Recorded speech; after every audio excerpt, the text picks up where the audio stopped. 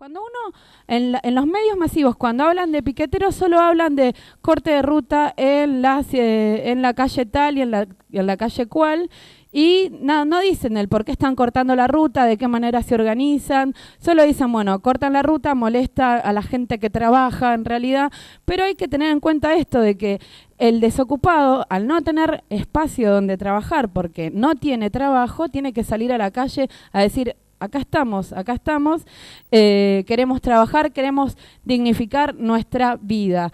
Bueno, una gente en Mateu es un barrio del partido de Escobar, que ahí estamos viendo la gente junta el 9 de julio en Mateu.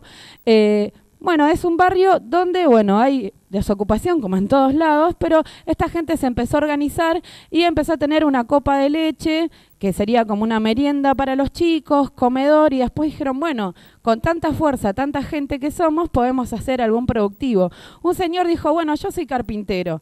Y bueno, empezaron a tener una carpintería. Después con la lucha, con negociaciones, dijeron, bueno, hacemos todos estos productos. Ahí ven la imagen de la carpintería. Hacemos todos estos productos. Quiero que el Estado los compre y que otras personas también. Y ahí empezaron a tener un sueldo dentro de todo bastante digno. Había mucha gente festejando, celebrando este logro de los trabajadores organizados que antes eran desocupados y ahora están dignificándose porque tienen una manera distinta de trabajar y de vivir. Vemos ahora las declaraciones del carpintero que socializó el conocimiento de carpintería al resto de los compañeros del lugar. Se llama, le dicen el Tucu, es tucumano obviamente, y él va a comentar qué es lo que pasó, por qué estaban festejando y cómo van a seguir en esa carpintería.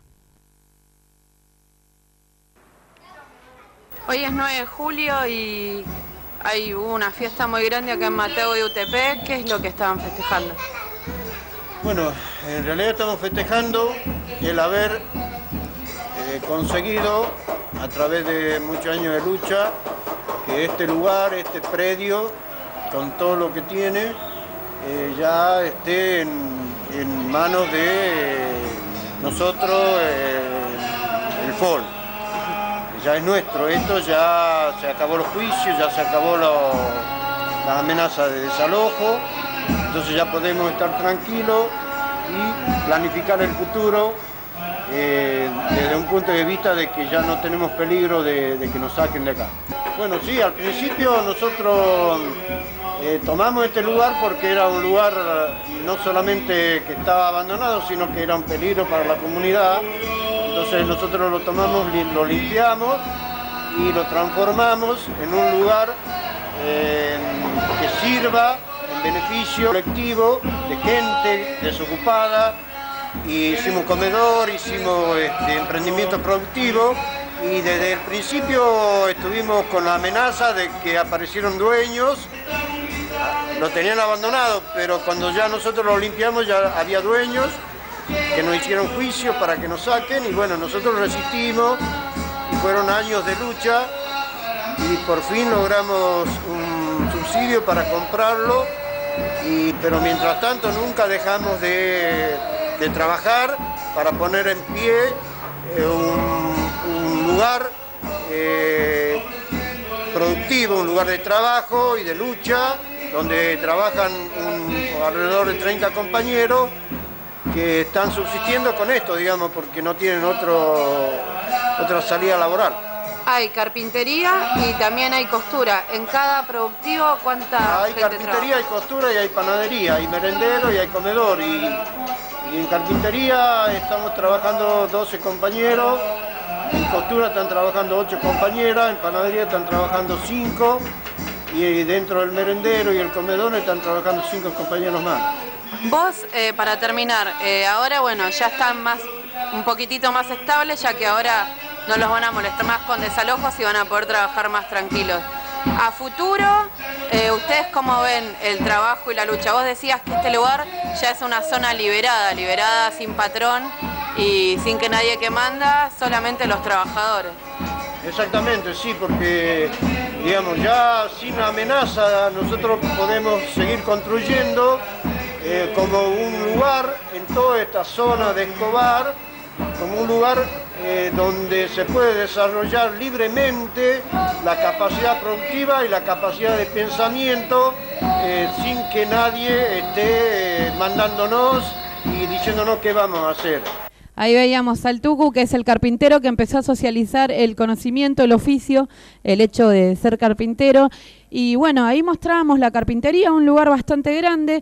Hay 12 personas trabajando en la carpintería con unos sueldos dentro de todo bastante dignos, arriba de los 1.000 y algo de pesos.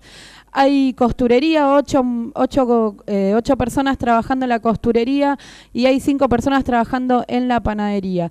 Ahí recalcaba esto de es una zona liberada sin patrón. Al ser cooperativas, al no haber patrón y haber una coordinación entre todos los trabajadores, se trabaja de manera totalmente distinta.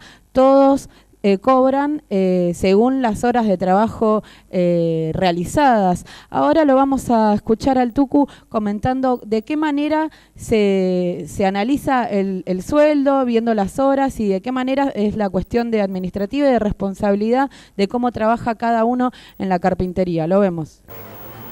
Entonces cada compañero finalmente dice, yo estuve a un 80%.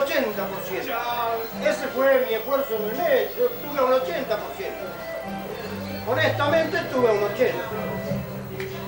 Y dice, vos tuviste a un tanto, y después sigue así, la ronda, sigue la ronda.